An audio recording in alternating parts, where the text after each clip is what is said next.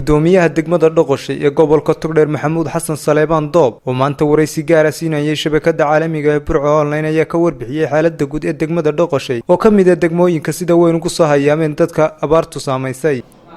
aad iyo aad bay mahadsantihiin shabakadan Burco Online runtiya waa run abaartaas way jirtaa waana ka wada dhageysantiin idinkuna ka soo fiican waa soo wada marteen deegaamada degmada Dhoqoshay abaarta dalka ka jirta bay la qabtaa degmada Dhoqoshay horta xaaladeedu guud waa nabadgelyo iyadu lagama guurin waa lagu soo guuray oo dad fara badan bay isugu yimi waa ceel biyo leh oo biyo laga isticmaalo aad waxaan uga mahad celinayaa dadweynaha reer Dhoqoshay si ay loo dhaqmeen waa loo fasaxay biyaha nin waliba ceelkiisa waa furay xirfadii free bay ahaayeen dawladdu qoday sida runtiya biyo waa la wada cabay wax kale oo la isku dhaamayna ma jirin dhulkana xaalaf baa ka jira xooluhuna way jilicsan yihiin ilaahay bayna waxaan ka baryaynaa in ilaahay naga soo xilfurto abaartan baasane dalkeena ka jirta degmada Dhoqoshay namay soo gaadhin xanaanada xoolaha wax caafimaad ay soo fidisay maanaan arag xanaanada xagga dadka caafimaadkoodu iska fiican yahay xanaanada way ku taalaa magaalada xanaanada si fiican bay u shaqeysaa laakiin ma jirto xanaanada xoolaha wax gurmadooda nooga yimi oo xataa aanan baahin jirto. sidoo kale gudoomiyaha degmada Dhoqoshay waxa uu mahadnaq ballaaran u jeediyay gudida gurmadka abaaraha oo ugu horeeyay barasaabka gobolka Togdheer kuwaas oo sheegay inay qayb libax leh ka qaateen quudinta dadka ku soo hayaamay deegaanka. waxaan ugu mahad celinayaa gudida abaaraha ee hormuudka ee barasaabka gobolka Togdheer si runtii sixil kasnimo leh ayay xil isaga saareen dadka ilaahay baa wax wada gaarsiiya waxba gaari maayaan oo waxa gobolka soo gaaraya oo iska wax yar laakiin mar kasta saamiga loogu talagalo markay qaybiyaan oo u soo gudbiyaan annaguna dadka soo gudtada ayaan ka fuliyaa haddana degmada Dhoqoshay oo lambar 1 waxaan ka dhignaa priority aan siinaa dadka soo gudtada wixii kale deegaanka jilicsan waan ku xusnaa dadkuna haddana halka warbixinada ka siiyo xooluhu waa isku wadaytaa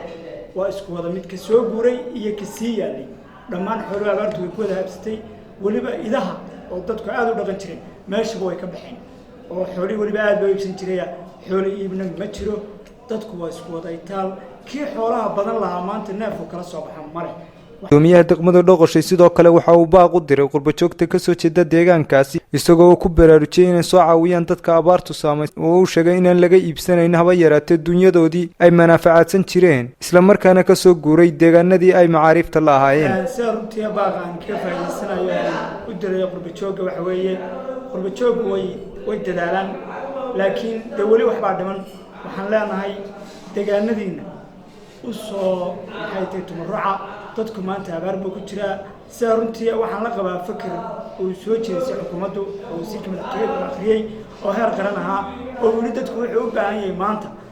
inta abaartu ay saameysay in la kabo oo la siiyo waxay ku noolaan lahaayeen ilaa ay inta ilaahay abaartu ka soo jeginayo fikirkaasaan la qabaa waxaan leeyahay war ninkii 2 reer kafaala qaadan karaya iyo ninkii 4 kafaala qaadanaya iyo ninkii 10 kafaala qaadanayo dadku maanta wuxuu u baahan yahay in wax weyn la taro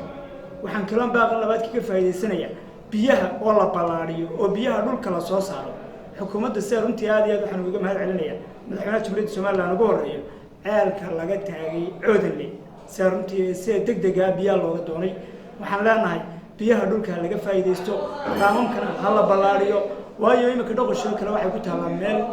dooxa bay ku taalaa biyaheeduna faa'iido la'aan bay ku dhacaan riigii wuu sarfeegraysan yahay waana loo ballan qaaday in insha Allah la fulin doono ka Dhoqoshay ka Baladhiig ka Coodanle